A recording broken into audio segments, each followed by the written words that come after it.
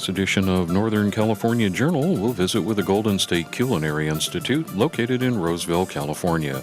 Under the careful eye of Kirk Williams, CEO and Master Chef, students who want to get into the increasingly popular field of food service get training and can choose from a 16-month Culinary Arts AOS degree program and a 6-month Bakery and Pastry Arts program. But no matter what the choice of education, students here can be guaranteed that they'll be learning the latest information that will prepare them for a lucrative and successful career. Well, what we do here is we teach a program that's pretty well-rounded, and it gives them the ability to make a lot of lateral moves in their careers as they go along. But they start here with a history of the industry, and they go into basic sanitation and purchasing and cost controls, how to cost out recipes. And from there they come into the kitchen. They start with the most basic skills, how to make a soup and a stock, how to make basic sauces and so on. And then as they progress through the program, the techniques become more advanced. Culinary arts as a whole has really risen from more of a domestic type career into a professional career. And as that has happened over the last 12 to 15 years, we see more and more interest by people wanting to learn more about good quality food.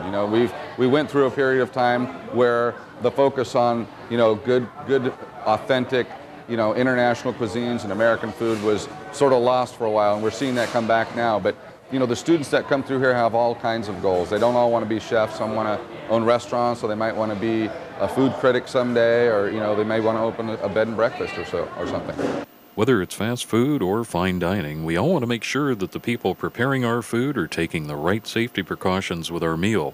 And because of new state laws, we can be sure that we're a lot safer than ever before. As of the 1st of January last year, 2000, the state has a new mandate for all food service establishments that at least one person has to be certified as a food protection manager in that operation. And that comes about from public demand, really. The public wants the assurance that they're getting a good, safe to eat meal when they go out, and rightfully so. And so what we do here is we teach a Serve Safe program that's promoted by the National Restaurant Association. Our students all come through this program, get their certified food protection manager. As well, we also offer those courses to the public or to the local restaurant trade. Well, that's great. And you also offer one-day classes to the general public. I think this is really great because it's one thing to watch television and maybe see how something is prepared, but seeing it live and up close and being able to ask questions is a whole different deal. Right. And one of the things that makes us unique is that our courses are hands-on. So as opposed to a demonstration where you'd have to watch the instructor do the work, we actually come into the kitchen and everybody gets a chance to work on something, get their hands a little dirty, and we enjoy it a lot more that way. And then at the end, of course, we sit down and have a meal. But the subjects run from cake decorating, and plated desserts to basic sauce making or how to cook wild game or meat cookery. So it's a pretty wide range of courses that we offer. Well, that's really great. Now, what about the different things you get involved in? I noticed this morning you were doing some ice sculpture. That's pretty high-end stuff. That's something you would expect to see at a really high-end restaurant, maybe a real expensive brunch. How do you train for that, and how do you teach these students? Well, it's a matter of experience over the time, and here what the focus is to try and expose them to as many things as possible so that when they leave here, they already have an idea of what types of things that they might want to pursue and perfect in terms of skills. No one is an expert of anything when they finish a culinary program, but they have a good solid foundation on which to build a career. And so if somebody, for example, goes through the program here and they spend a day or two doing some ice sculpturing, similar to what I did when I went through culinary school, then as they leave, they may approach their employer and see if they can start to do ice sculptures for like Sunday brunch or for wedding events and things like this, and you just work on that over time and eventually develop your skills. But we teach them the fundamentals, and ice sculpturing is a very mechanical process, and so whereas many people think you have to be a real artist to do this kind of thing, you don't. It's like anything else, practice makes perfect, and the more of it you do, the better you get.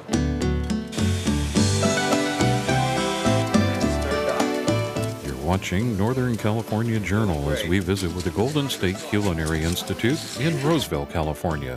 Don't go away, we'll be right back with more from Northern California Journal.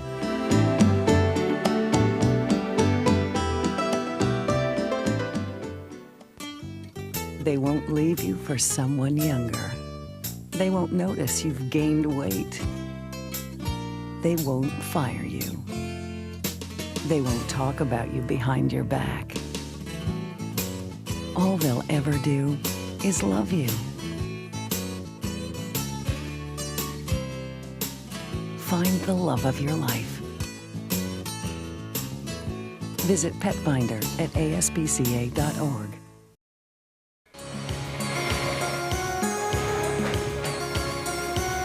Welcome back to this week's edition of Northern California Journal. Today, we're visiting at the Golden State Culinary Institute in Roseville, California, where the chefs and restaurant owners of the future are in training under the careful eye of Kirk Williams.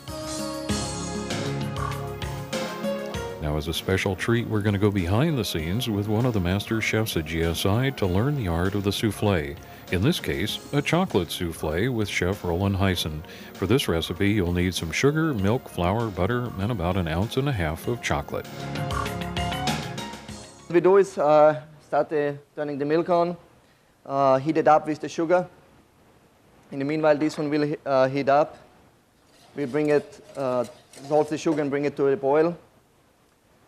We put the butter in a mixing bowl and the flour. Oh, that's the wrong. When this one is to a paste, milk comes to a boil. We add it in slowly to make it a thin paste. We put it back to the stove. Is this a popular dish in Austria, or where did you learn to do the chocolate souffle? It is popular in Austria, but they do use it everywhere. It's very popular here too. You don't see it in most places because of the preparation time, what you need to do before. It takes, like I said, 15 minutes, so you would need to let the customer know this takes a certain amount of time to be done. I see. And that's why a lot of people don't take the time to do this. This is not something you have all prepared and put away in a freezer somewhere. You have to do it when you get the order. Yes. At a certain point, you can prepare it. From this point, then you can use it. Keep it in the refrigerator for a couple of days. Take the amount you need. All right, now this one is boiling. We add it slowly to the mixture. Now in this case I use bread flour, however you can use all-purpose flour. So now that brings up an interesting point. There are so many types of flours out there. There is a bread flour, there's a cake flour, right? What are the major differences when you're shopping for flour for a recipe like this? Well, the major difference is in general for flour is, like bread flour is high in protein, you get a stronger gluten development. Cake flour, which has the lowest protein content, it has very low gluten, which you want to use for light cakes, sponge. Then you have the pastry flour, which is a little bit stronger than cake flour, but still weaker than bread flour. We use this for cookies, scones, all those where you want to have a little bit of gluten, but not too much. Bread flour you need to use for bread because you need to get gluten. So you want to have a high gluten content in there. Now, what does the gluten actually do? Is that kind of the glue that holds it together? No, it's this. What the protein is, it changes after you mix it. It develops the gluten for the structure of the bread, and it's what is very important when you make bread. You need to let it run for 10 to 15 minutes to develop the gluten. It means it needs to get structure so that the bread rises nicely. If you don't have this, the bread won't rise as nice, and it will be flat because it doesn't develop the structure. All right, at this point I'm mixed it in. I just put it back into the bowl, and then we heat it up again. We bring it back to a boil.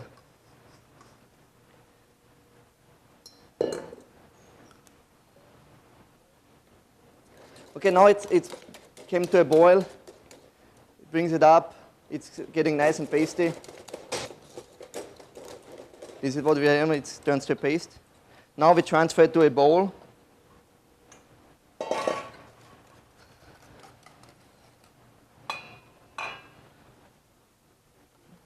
After we transfer it to a bowl, in this case we have the chocolate souffle. At this point we add the chocolate or any other fruit what you wanted to put in.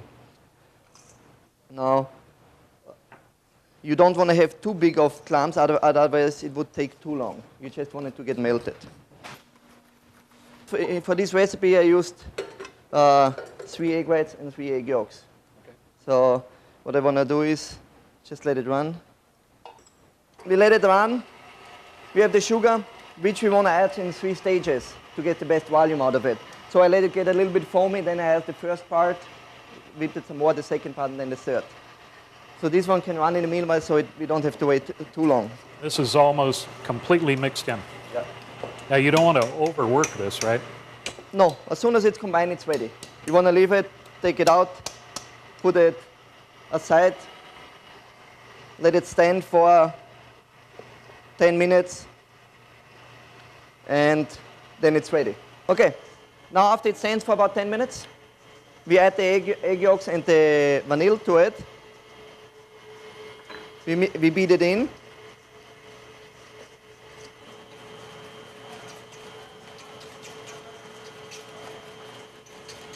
Has a very fragrant smell to it too. It really permeates the kitchen. It's very nice. I love it. Now, the egg white is ready. You want to have it to a soft peak. You don't want to have it too much. Otherwise, it won't be able to fold it in nicely. This is where you get your volume for it, right? Yes. Gives it its structure. What I always do, I always put in a little bit on the beginning so I can fold it in strongly so I don't have to worry about it deflating the egg whites too much. If I would put in the whole egg white at once, I might have to deflate the whole thing.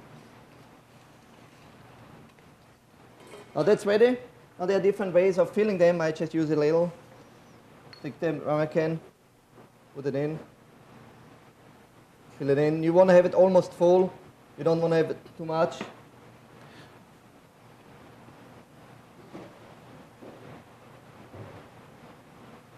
You want to try to keep the edges clean.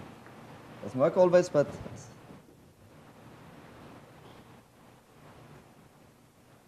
Now that's where going to school really helps. You get to practice, practice, practice, right? yeah.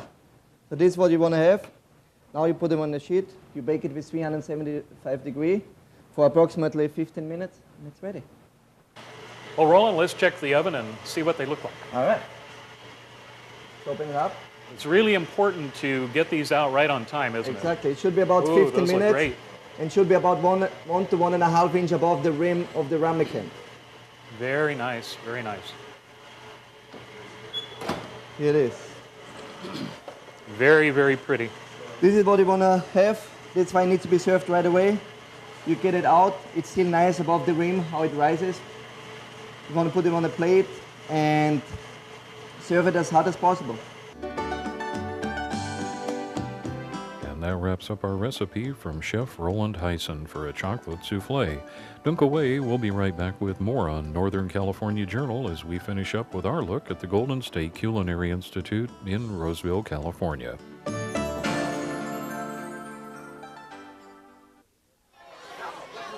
The School Nutrition Dietary Assessment Part 2 shows that more schools offer students food low in fat.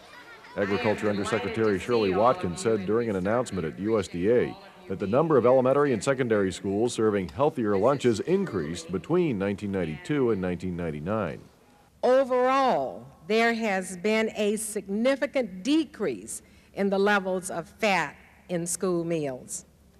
During that same period, the levels of saturated fat in school meals dropped from 14 to 9.8%, and in lunches from 15 to 12% of total calories. Watkins also touted the increased flexibility schools have in putting together meals. She says schools have been able to increase the amounts of fruits, vegetables, and breads they offer students.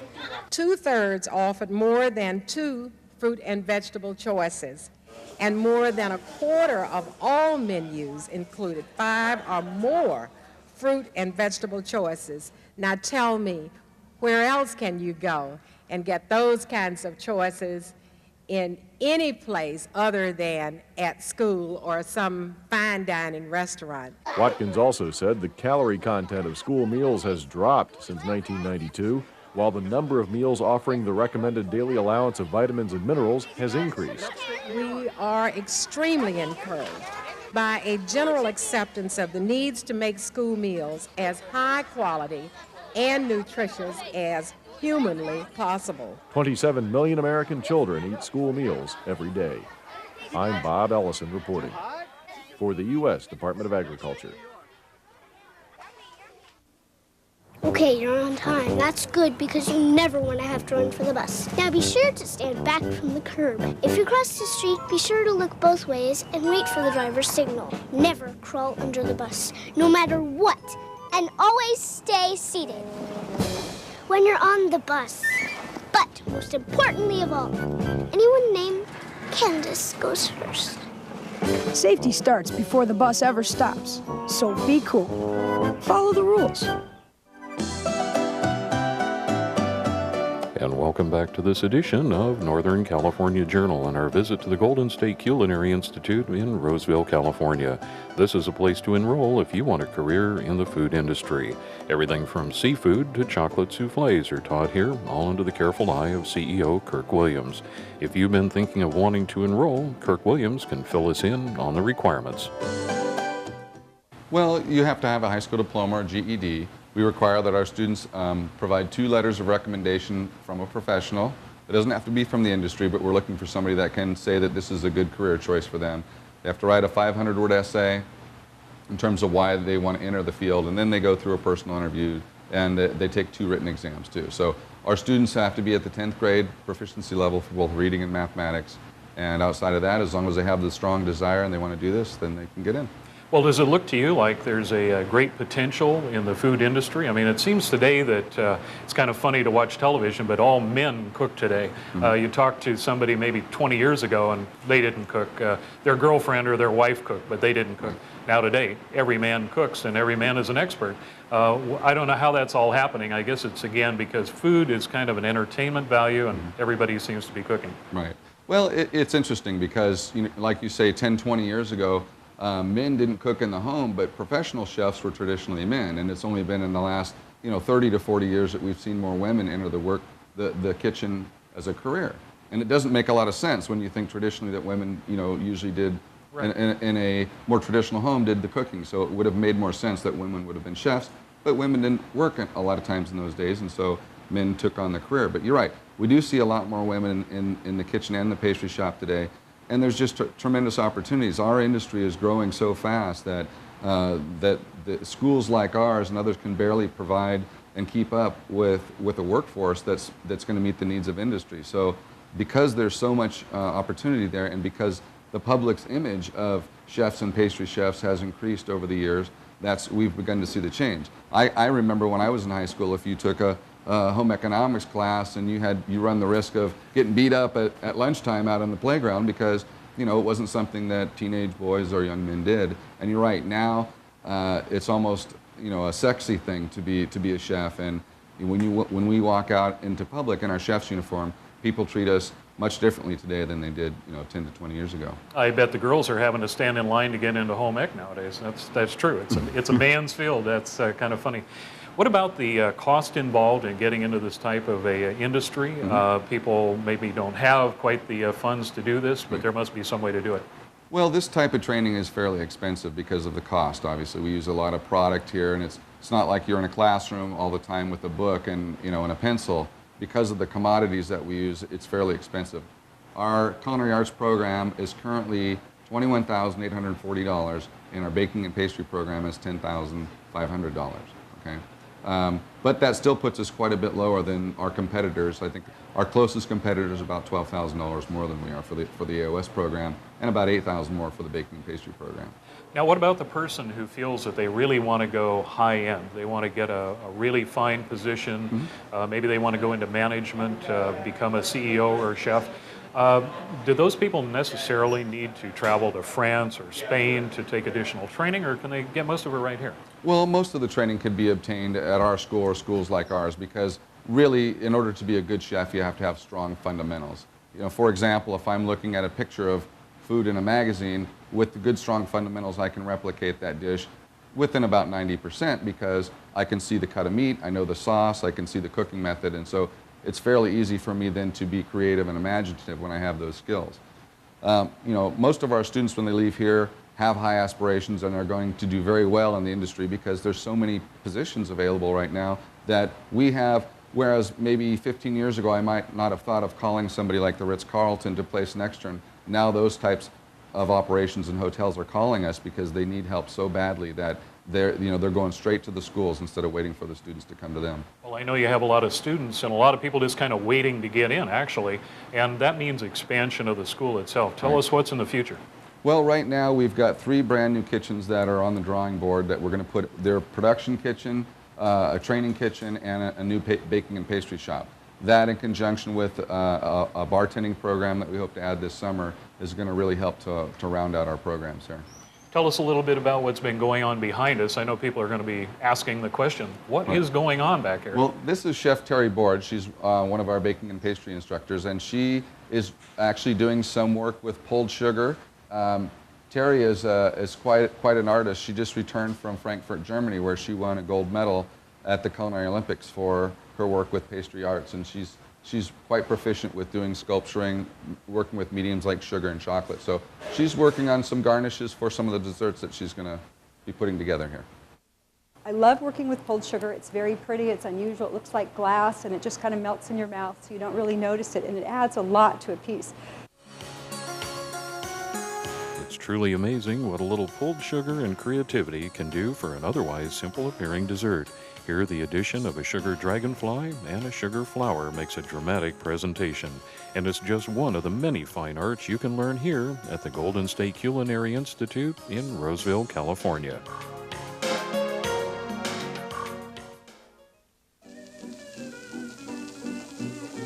Next on Northern California Journal, we're going to go looking for the very best Chinese food in Sacramento, at least in our opinion. You know, I think of all of the varied menus that are out there, Chinese food still remains one of the top most loved foods. Now, for people who have lived in Sacramento for a while, like I have, the Coral Reef restaurant on Fulton Avenue was the last word in fine Chinese food. And as you can see here in this extremely rare home video, even Ginger Rogers flew in for an evening at the Coral Reef. With tropical surroundings that took you away from the humdrum world and transported you, at least for a while, to a romantic tropical paradise. Unfortunately, the Coral Reef has made way for a fast food drive-thru. Well, maybe it wasn't the Alhambra Theater, but I think there was an awful lot of us who hated to see it torn down. But today, for those of us who still crave the unusual and wonderful flavors of the past, there is a special place that's concerned with making you happy, whether it's egg foo young like the Coral Reef served, or new exotic dishes like prawns and walnuts. It's the First Choice restaurant at 1313 21st Street in downtown Sacramento that'll make you happy. And Bob Martinez agrees that this is a first-rate restaurant. You know, Kevin, there are a lot of old-timers like myself who, when we think about Chinese food and going out for Chinese food, we remember the old Coral Reef restaurant, which unfortunately isn't around anymore. But now you're telling me that that style of Chinese food is quite different from today's style of Chinese food. Tell me about that. Now, what would this be? Okay, it's egg foo young. It's a example for the old style stuff. That's what would typically be on an old Chinese menu. Before is the most Chinese restaurant service this foo young. I see. But now it's a lot of new style restaurant they take out from the menu, but they still service. I see. But just you need to tell the waiter wages. Right. Yeah. You would have to specifically ask for egg foo young. And this style is a lot of stuff mixed together. It is. Yeah, and then like chop suey. Like the chop suey, you cannot taste each one. But the most people now they like to taste everything different. Yeah. They don't want to put the food mixed together. Right. But still have people like it.